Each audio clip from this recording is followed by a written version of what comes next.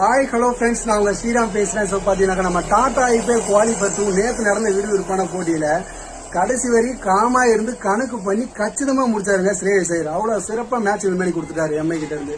ஆமாங்க, toss win பண்ணா ஸ்ரேயஸ் ஐயர் பாத்தீங்கன்னா பவுலிங் தேர்வு செஞ்சாரு. இதன் காரணமாக ரோஹித் சர்மா மற்றும் பாரிஸ்டோ ஓப்பனிங் இறங்கினாங்க.